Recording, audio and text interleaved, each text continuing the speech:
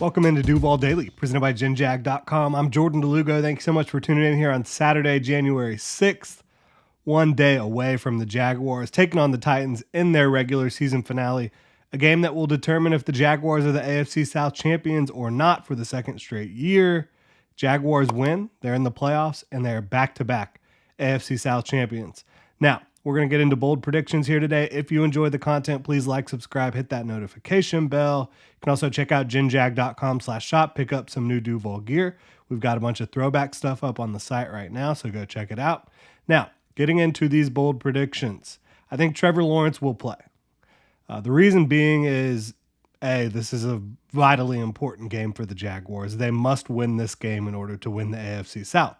So I think, it's a high leverage game, obviously. The highest leverage game of the season for the Jaguars. But Trevor Lawrence, he practiced this week, limited most of the week.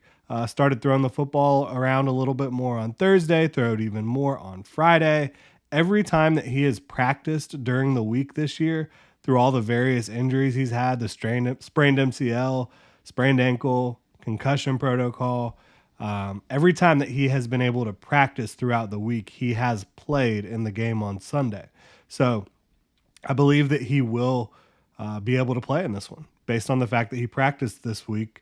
Doug Peterson said it's going to be a game time decision in all likelihood. So we're probably not going to find out until maybe Sunday morning, maybe right before the game on Sunday. We'll see how it goes. The Jaguars announced their inactives an hour and a half. Every team does an hour and a half before the game. So maybe we'll get some information there. We'll see how it all plays out for Trevor Lawrence in this regular season finale, but I am predicting that he will play. I don't think Christian Kirk plays in this one. I know the Jaguars started his 21-day practice window. He's officially questionable for this game, just like Trevor Lawrence. I just don't see it happening that quickly, right? 4 weeks after the core muscle surgery, I think that it's just going to take another week for Christian Kirk to get fully ready to go. But you never know. He is questionable. We will find out later today if the Jaguars activate him. They have to activate players from injured reserve on Saturday before Sunday games in order to get them suited up. So we'll see how that plays out. Looking at Travis Etienne, a guy who I think was snubbed for the Pro Bowl. I think he gets at least 15 touches and 100 total yards against the Tennessee Titans. They're a banged-up defense. No Jeffrey Simmons. They've lost a lot of talent over the last several years. Their corners are in shambles right now with injuries as well. Safety position is in shambles with injuries. So I think that the Jaguars are going to be able to have their way on offense a little bit in this game. You saw what the Texans did last week. I think that the Jaguars, they're going to want to establish a solid foundation for Trevor Lawrence's return. I think in doing so, they're going to get Travis Etienne the ball early and often, get him the ball in space, get him hitting these outside zone runs, toss crack, all that fun stuff. And I think you see Travis Etienne have a very good game against the Tennessee Titans. I also think Tank Bigsby gets at least 5 touches. He ran the ball 10 times last week. I don't think the Jaguars are going to be as run heavy as they were last week. If Trevor Lawrence plays, if CJ Beathard is the quarterback, they could be run-first football team for the second straight week. But Tank Bigsby, I think this is a guy you drafted in the 3rd round, a guy that has talent. Obviously, there's been some issues earlier on in the season with fumbles and dropping the football, but Tank Bigsby is a talented running back. He's a guy that showed that throughout his time at Auburn, showed that over the course of this summer.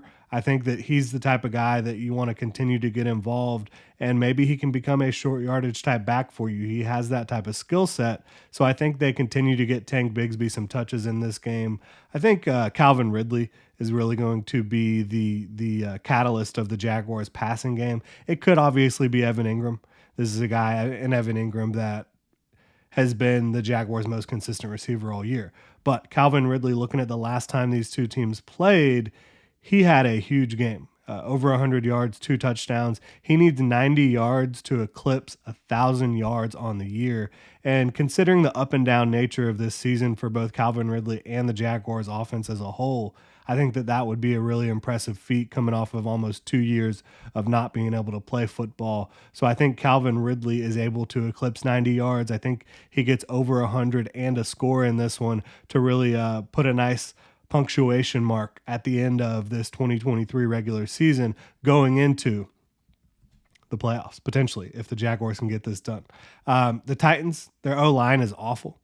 Josh Allen, he is not awful. He is awesome. He's been playing great football for the Jaguars, broke their single-season sack record last week. I think he gets to 20 sacks this week. I kind of teased it yesterday. I think that he's able to have his biggest game of the year, 3.5 sack performance, and get to 20 sacks and kind of really put his stamp on the end of this season in which he broke the sack record, which was 14.5. Getting to 20 would make that a much more difficult number for anyone else to break, including Trayvon Walker, who Josh Allen mentioned he thinks will break the sack record at some point in his career. But yeah, I think he's able to just kind of have his way with the Titans offensive line. It's been one of the worst in football all year. Andre Dillard, who the Titans signed this offseason to play starting left tackle, he has not had a good year, has missed some time. He's healthy right now. But I think that Josh Allen's able to have his way with that Titans offensive line. And I think Trayvon Walker, we just mentioned him. He has 9 sacks right now. I think he's able to break the double-digit sack mark in this one. Jaguars, I think, were really smart to get him lined up a little bit more on the inside in clear pass rushing situations last week. I think that is an area of his game that they should continue to try to utilize and kind of maximize what he can do for you in pass rushing situations on the interior. Foye Oluokun, he's right now 3rd in tackles behind Zaire Franklin and Bobby Wagner. This is a guy that won the tackle title 2 years in a row. If he does it for a 3rd consecutive year, he will only be the 2nd player to ever do that. So I'm saying Foye Oluokun has one of them games, monster 16, 17, 18 tackle game, and finishes on top for the 3rd straight year, leading the NFL in tackles. I'm hopeful he can do it. I think that's another player deserved to be in the Pro Bowl. We're going to do over-under on coverage busts this week because the Jaguars, that's been one of the themes of the back half of the year, kind of not always being where you're supposed to be in coverage, not reading your keys properly. And it hasn't been one player. It's been the entire defense at times. Over under 1.5 coverage busts. Y'all let me know what you think in the comments below. If the Jaguars have more or less than 1.5 coverage busts, I'm going to go under. I'll say it's going to be the strong safety in this one that has a coverage bust.